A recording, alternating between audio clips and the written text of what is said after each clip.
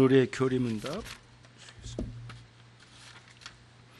예레미야 33장 15절 같이 읽겠습니다.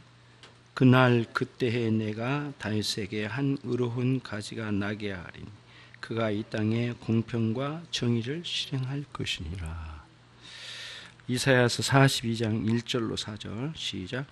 내가 붙드는 나의 종 내 마음에 기뻐하는 나의 택한 사람을 보라. 내가 나의 신을 그에게 주었은즉 그가 이방의 공의를 베풀리라. 그는 유익치지 아니하며 목소리를 높이지 아니하며 그 소리로 거리에 들리게 아니 상한 갈대를 꺾지 아니하며 꺼져가는 등불을 끄지 아니하고 진리로 공의를 베풀 것이며 그는 쇠하지 아니하며 낙담하지 아니하며 세상에 공의를 세우기에 이르니 선들이 그 교훈을 망망하리라. 오늘 제 6주인데요. 16문부터 19문 하이델베르 교리문답. 오늘 주제는 다른 게 아니라 중보자 예수 그리스도에 관련된 내용입니다. 중보자.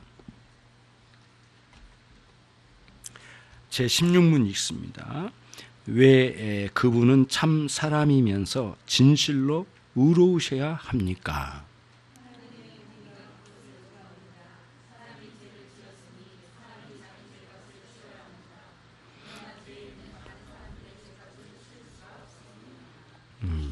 그렇죠? 우선은 크게 보면은 이런 겁니다.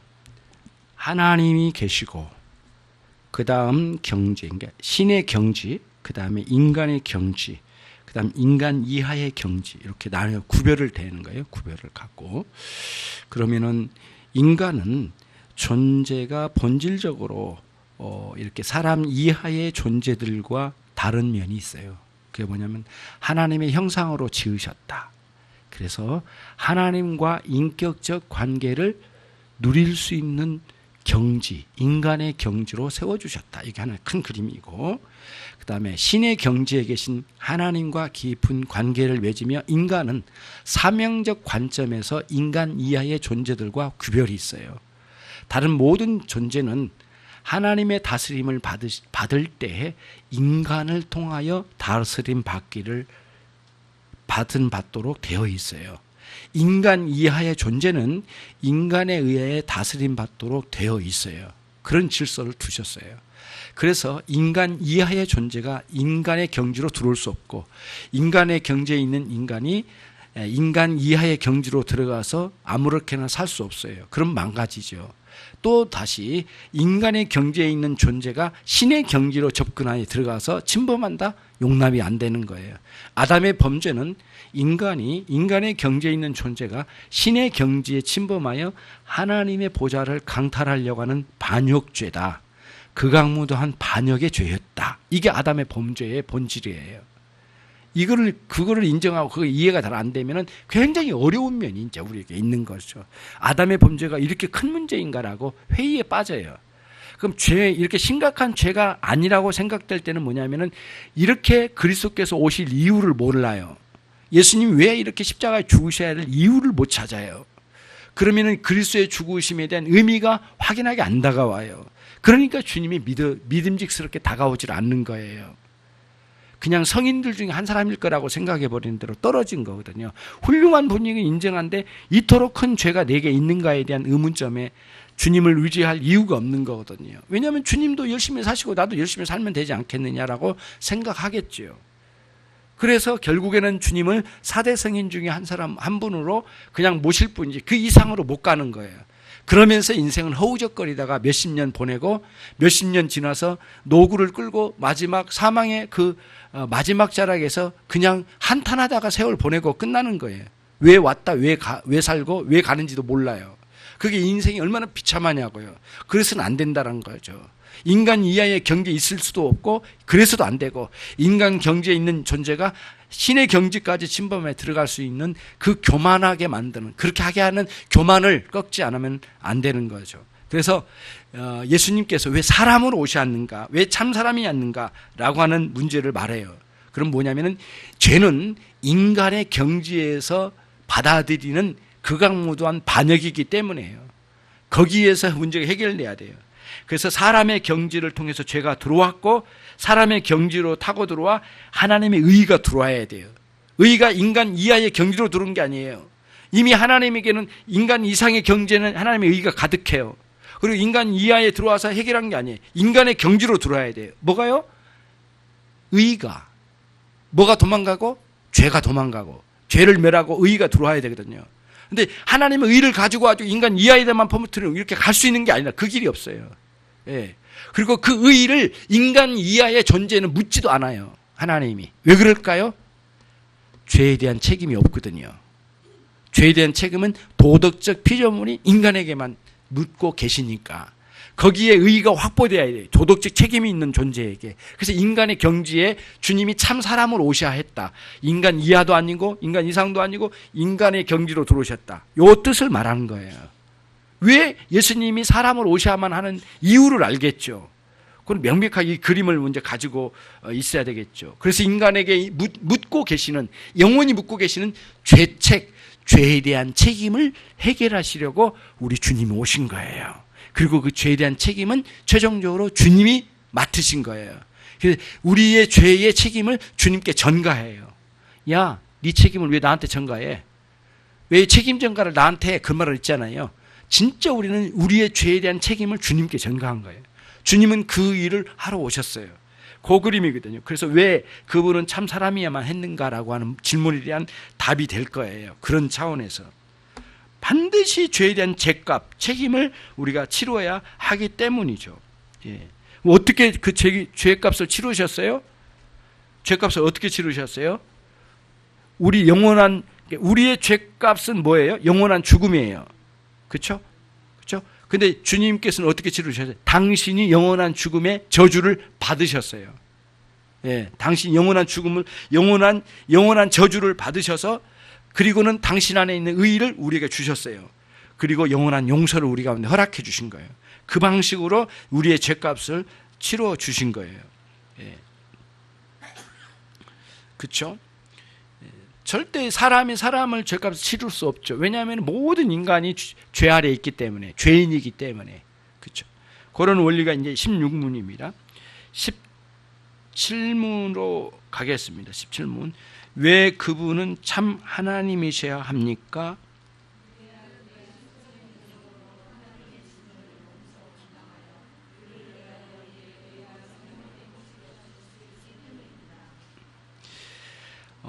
이런 거죠.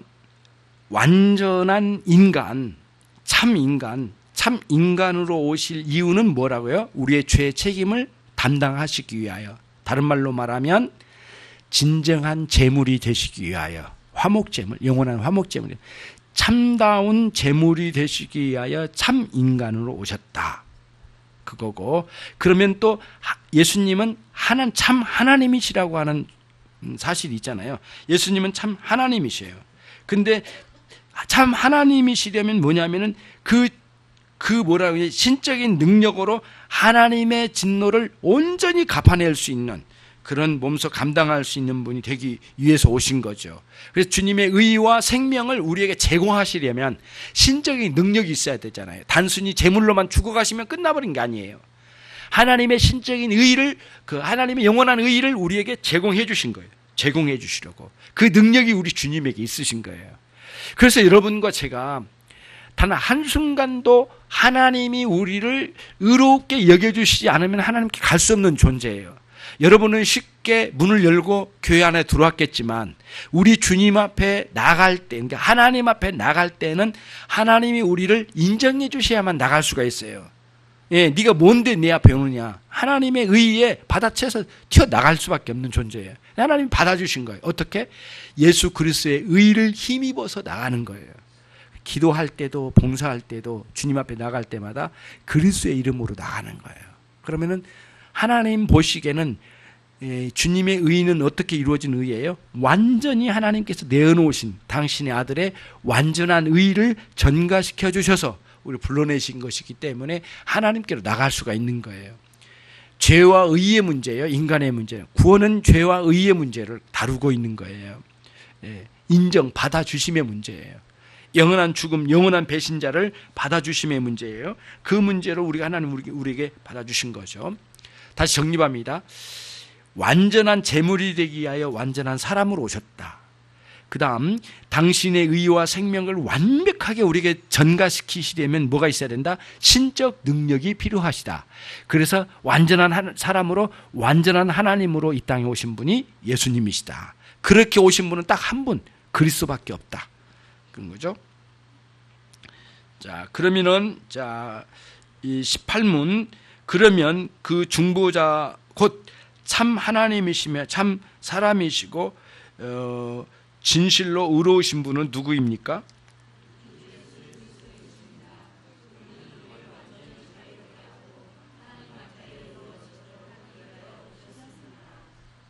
예, 완전한 중보자의 조건은 인성과 신성의 완전성이에요. 완전성. 인성과 신성의 완전한 연합을 이루신 분이만 가능해요.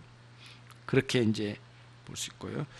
그러면서도 동시에 주님의 인성과 신성에는 조금도 의의가 부족함이 없어요. 완전한 의의로 확보된 인간, 완전한 의의가 확보된 하나님이셔요. 그래서 이제 우리가 중보자의 조건은 그거예요. 완전한 인간이고 완전한 하나님이시지만 완전한 의의가 확보된 인간과 하나님으로 이 땅에 오신 분이다. 완전한 의의. 완전한 정당성을 가진 거죠.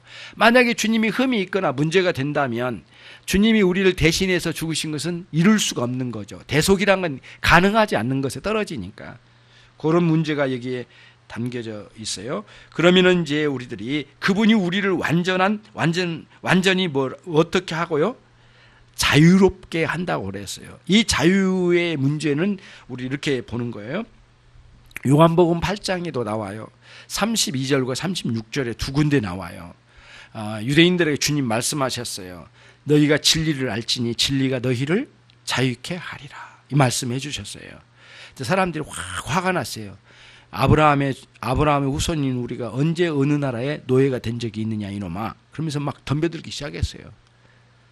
그러면서 막 유대인들이 막 한 거라고 난리가 났어요. 그때 주님께서 말씀하신 자유는 그냥 그 로마의 지배 아래 있고 어디에 지배 아래 있고 그런 의미의 자유가 아니고 그 이 자유라고 하는 것은 모든 인간이 죄와 사망에 짓눌려 있는 존재라는 뜻이에요. 그걸 전제로 한 자유예요. 죄에 지배되어 있고 사망의 권세에 지배당하는 존재들이다. 너희가 단 한순간이라도 사망의 기운에서 벗어난 적이 있느냐? 너희는 태어날 때부터 죽지 않으라고 발버둥 치는 존재가 아니냐? 너희들은. 내가 거기로부터 내가 너희를 자유케 하리라. 그 말씀을 주시려고 했던 거예요. 죄와 사망의 권세로부터 자유케 하시려고 오셨어요. 주님이. 왜냐하면 그 죄에 대한 책임을 묻지 않게 되니까 자유가 일어나게 되는 것이죠. 그런 의미가 있어요. 이 안에 담겨져 있는 거죠. 그런 자유가 있는 거예요. 그러면서 율법에서 끝없이 하나님의 말씀은 틀림이 없거든요. 이런 녀석은 이렇게 정죄되고 이런 녀석은 이렇게 정죄되고 이런 사람이 이렇게 정죄된다. 진리의 말씀이 끊임없이 정죄하는 경향이 있어요. 이 율법은 이렇게 정죄해. 너는 못 산다. 이건 죄다. 이거는 벌을 받아야 된다. 이렇게 계속 정죄하는데 그 율법의 정죄로부터도 자유함을 얻어요. 왜냐하면 그 율법을 모두 정죄로부터 주님이 대신 저주를 받으셨고 우리에게 의의를 주셨기 때문이죠. 이런 원리 안에 있는 거예요. 그래서 요한복음 8장 32절에서 진리를 알지니 진리가 너희를 자유케 하리라 이렇게 말씀하시다가 36절에서는 조금 더 구체적으로 말씀을 디테일하게 하늘에 계신 아버지의 아들이 너희를 자유케 하리라 이렇게 말씀하셔요. 그건 무슨 뜻이에요? 나 예수 그리스도를 믿으라. 그리하면 너희가 구원을 얻으리라. 그 구원은 어떻게 구체적으로 실현되는다? 죄의 영향력으로부터, 죄의 정죄로부터, 죄의 공격으로부터, 죄의 지배로부터, 사망의 권세로부터 너희들이 자유를 얻으리라. 그렇게 되는 거죠. 예, 자유 얻으리라. 그래서 이 창세기 3장에 나와 있는 하나님께서 말씀하신 대로 창세기 1장, 2장, 3장에 나와 있는 것처럼 이 선악과를 먹은 자에게는 따먹은 자에게는 영원히 죽으리라 라고 하는 죽음을 선포한 내용의 권세가 어디까지 흘러와? 예수님 만나기 전까지는 우리에게 흘러와. 그러나 그리스도를 만나고 나서 그 죽으리라고 하는 그 명령, 그 저주, 그걸 거둬내신 거예요. 하나님이 저주하시고 하나님이 걷어내신 거예요. 예. 죄 때문에 저주가 내려졌고 하나님이 그 다음에 주님의 의로움 때문에 이 저주를 걷어내신 거예요. 창세기 1, 2, 3장에서 저주가 내려왔고 예수 그리스도를 만나서 저주가 걷어진 거예요. 이 원리가 있는 거예요. 그래서 여러분과 제가 신앙생활할 때 이와 같은 복음의 메커니즘을 이해하지 못하면 흔들려요. 예, 그냥 교회 뛰어다니는 게 교회 다니는 게 신앙생활 아니에요. 교회 출석일 뿐이지. 예. 복음의 메커니즘을 정확하게 이해를 해야만 흐름이 있거든요. 어떤 그 권사님들은 그래요. 제가 볼 때는 처음에는 대단한 권사님이라고 생각했어. 나 같은 사람은 죄가 많아. 그리고 죄 많다고 가슴만 쳐. 죄 많아. 나는 죄가 많아. 난 죄가 많아서 이래. 하나님이 제일 부끄러운 자야. 이렇게. 그리고는 끝나. 그게 뭐예요? 복음에 대한 메커니즘이 하나도 없는 거예요. 이 사람은 뭐가 뭔지를 몰라요. 자기를 자책하면은 이게 회개인 줄 알았던 거예요. 완전히 깡그리 잘못된 거예요. 그게 아니라 이렇게 죄 많은 인생을 깨달았으면 즉각적으로 나를 용서해 주실 그리스도를 붙잡는 거기까지 나가야 되거든. 주님, 이 죄 많은 인생을 용서해 주십시오. 한없이 부끄럽습니다. 그런 거거든요. 그러니까 회개가, 그래서 옛날부터 청교도들이 그 이야기를 했어요. 거짓된 잘못된 회개를 율법적인 회개라고 그랬어요. 자기 정죄만 하는 거예요. 막 찌르기만 해요. 예. 나처럼 나 자신을 잘 내려다보는 사람이 있으면 나와봐라 그래. 막 찔러. 자기 정죄하는 방식으로 그런 식으로만 자기를 찔러대는 거예요. 그리고는 그 이상은 못 나가. 그게 율법적인 회개래요. 잘못된 회개, 거짓된 회개예요. 복음적인 회개는 뭐예요? 찔려지는 이 상황을 끌어안고 그리스도 앞으로 나가는 거예요. 보혈의 피에 젖어드는 거죠. 주님이 나를 용서하셨고 그분은 영원토록 용서하시는데 너무너무 부끄러운 거예요. 이런 의미가 있거든요. 근데 이제 이런 것을 보면서 이제 오해를 하는 거예요. 이 믿음이 없는 사람들은 이렇게 보는 거죠. 아, 기독교인은 다 웃기는 사람들이야. 일주일 내내 죄를 팍 저지르고 가가지고 주일날 아침에 가가지고 용서해달라고 하면 한 번에 딱 씻고 와가지고 또 월요일부터 신나게 죄를 저지르고 이렇게 하는데 그걸 보면은 좀 뭐라고 이상한 거 아니겠는가. 자기 암시적 죄 털어내기? 이거 아닐까? 이건 제가 만들어낸 겁니다. 지금 세계 최초로. 자기 암시적 죄 털어내기. 예. 이게 쓰레기 먼지털이기도 아니고 뭐야? 복음이 먼지털이에요? 아니에요. 그게 아니에요. 자기 암시적 먼지털이기 아니에요. 진정으로 회개가 있어요. 그리고 이 안에는 성령께서 우리 마음을 정말 새롭게 하는 역사가 있어요. 성령의 역사하심을 빼고 말하면 겉으로 볼 때는 그쵸. 자기 암시적 죄 털어내기 운동이야. 기독교인들은 웃기는 사람들인 거예요. 그렇게 볼 수밖에 없잖아요. 아니 나부터라도 만약에 내가 믿음이 없으면 그 성령의 역사하심과 깊은 회개와 용서의 은혜란 게 없다면 나도 그렇게 볼 것 같아요. 없다면 나도 그렇게 생각하겠네요. 진짜 웃기는 사람들이죠 이게. 그러니까 가식적이라는 거예요 또. 여러분과 저는 정말 희생적으로 살아가면서 우리는 그 사람들에게 잘 보이려고 한 건 아니에요. 우리는 하나님 앞에 진정한 회개를 말하려고 하니까 그렇게 가게 돼야 되는 거거든요. 그러면 이제 진정한 의미의 자유가 있어요 그 안에. 그렇다 해서 우리가 죄가 없다라고 이렇게 그런 식으로 막 나가는 건 아니에요. 죄 없다고 하는 자는 그 안에 진리가 없다고 요한 1서 1장이 나와요. 요한사도 그래. 스스로가 죄 없다고 떠버리고 다니면서 가슴 내밀고 나만큼 죄 없는 놈이 있으면 나와봐라 그래. 이렇게 하면은 다 그 진리가 네 안에 없다. 진리를 가진 사람은 자신 안에 죄를 느낀대요. 죄인을 인정하고, 그러나 한없는 용서의 은혜도 동시에 가지고 있는 사람이, 진리가 있는 사람은 그런 원리로 이제 우리들이 보는 거예요. 그러니까 신자는 누구냐라고 규정을 할 때 용서받은 죄인이래요. 그게 아주 정확한 용서받은 죄인이에요. 예. 그러면 이제 여기서 한 가지만 또 하나 좀 넘어가면은 반복적이긴 하지만 이런 거예요. 하나님이 용서를 해주시면, 그러면은 하나님이 오늘 오전 5시 이전까지 죄를 용서하시고 회개를 그때 했으니까 그 이유는 용서보다 그런 식으로 죄의 용서를 보는 게 아니에요. 하나님의 용서의 은혜는 시간과 공간을 초월하여 영적으로 이루어 가시는 용서의 은혜예요. 그렇기 때문에 여러분, 그리스도의 십자가는 2000년에 이루어진 일이지만은 장소와 시간을 초월하여 그리스도의 속죄의 은혜는 어떻게 해요? 과거나 현재 미래 모든 죄를 용서하신 은혜 속에 있어요. 그러나 문제는 그거예요. 이걸 원론적인 용서라는 거예요. 하나님이 원론적인 용서, 전반적으로 우리 죄를 용서했어요. 어떻게 들어가니까? 그리스도 안에 들어가니까. 원론적인 죄의 용서예요. 여기 딱 이루어진 거예요. 요거 하나가 분명하고요. 그 다음에 또 하나 있어요. 원론적인 죄의 용서만 가지고 살 수 없게끔 돼 있어요. 왜? 지금도 끊임없이 죄의 공격이 있고 부패성이 남겨 있고, 그러니까 이 안에서 싸우고 밖으로 싸워가면서 어떻게 해요? 죄와 싸우면서 내 안에 있는 죄를 가지고 회개를 실천적으로 나가요. 그러면 뭐예요? 죄의 실천적, 실행적, 경험적 죄에 대한 용서의 경험이 필요한 존재예요. 신자는 원론적으로는 모든 죄를 용서하셨어요. 이미 하나님 자녀가 됐어. 그럼에도 불구하고 이 땅에 가면은 진흙탕을 밟고 다녀.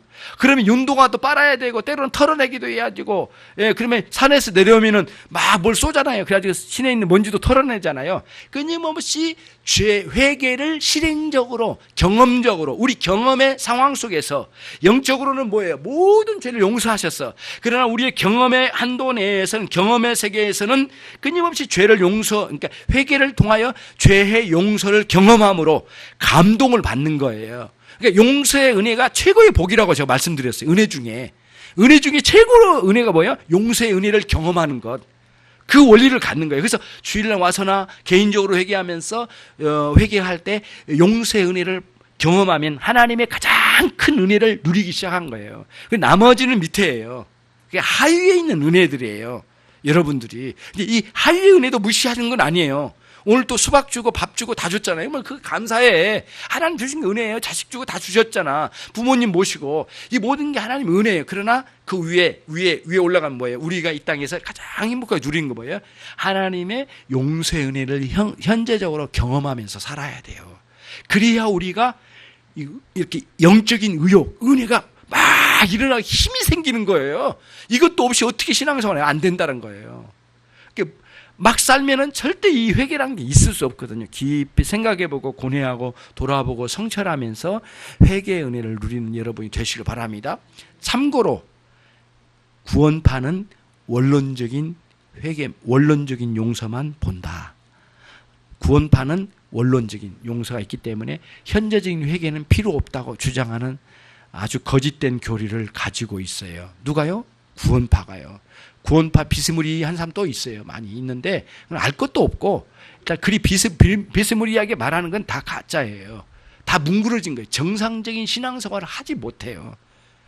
끊임없이 회개는 우리에게 필요해요. 성경에도 보면은 믿는 자에게도 회개를 요구하는 말씀이 그래서 나온 거예요. 혼돈할 필요는 없잖아요. 그렇게 우리가 자유함을 누리고 양심의 자유함을 두고 끊임없이 가는 거예요. 그러니까 기본적으로는 우리가 자유를 누리지만은, 신앙 안에서 죄와 사망의 권세로부터 자유를 누리지만은 부분적으로 찾아오는 양심의 가책은 무엇과 싸워? 죄와 싸우고 그 다음에 회개를 통하여 용서의 은혜로 양심의 가책을 털어내면서 놀라운 은혜로 회복되지면서 의욕을 가지고 역동적으로 도전하여 우리의 사명을 감당하면서 하루하루 살아가는 거예요. 이 원리를 꼭 놓치면 안 되겠어요. 19문, 우리는 이것을 어떻게 알 수 있을까요?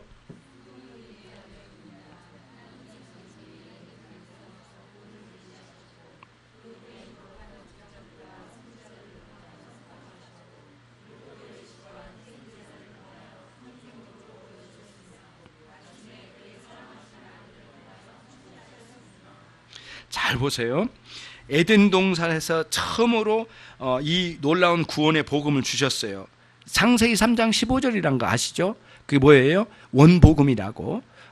그 여자의 후손이 그다음에 뱀의 후손, 사단의 후손을 이렇게 머리를 짓밟으리라. 이 말씀을 중에 그 원복음이라고 그래. 참 복음에 이제 실제로 이렇게 기록으로 이렇게 남은 원복음의 내용이 거기 있는 거예요. 그러면은 이제 이게 답을 19문의 답을 보면은 참 묘한 부분이 있어요. 처음에 원복음은 간단하게 나왔지만 그 뒤에 거룩한 족장들, 누구예요? 거룩한 족장이? 이충기 집사님, 거룩한 족장이 누구죠? 아브라함, 이삭, 아브라함, 이삭, 그다음에 야곱. 이삭 족장은 족장이지만 성격은 참 다양하죠.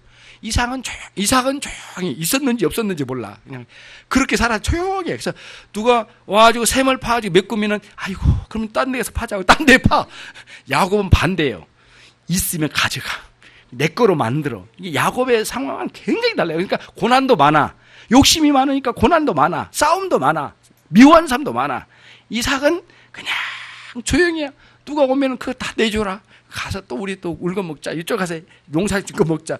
이삭 완전히 성격이 다르네. 근데 그 아브라함, 이삭, 야곱의 전체 이렇게 과정을 보면은 놀라운데 그 사람들이 감당한 게 뭐냐면은 이제 뭐랄까 어떻게 보면 선지자, 제사장, 왕 이 삼직을 희미하게나마 가지고 있는 사람들, 족장들은. 그리고 나중에는 이게 확장돼가지고 모세 시대 때는 사람을 한 번에 많은 사람들을 감당해야 되니까 분담을 되잖아요. 하나님께서 왕직으로, 제사장직으로, 선지자직으로 분담해가지고 특별히 다른 직은 몰라도 이 삼직만큼은 하나님이 기름 부어 세워주신다 했잖아요. 기름은 뭐예요? 성령님을 상징하고 성령님을 부어주셔서 성령의 은혜로 말미암아 그 직을 감당한 거예요. 물론 중간에 타락한 사람도 있긴 해요. 그러나 기본적으로는 그 삼직을 통해서 감당하게 해주셨어요.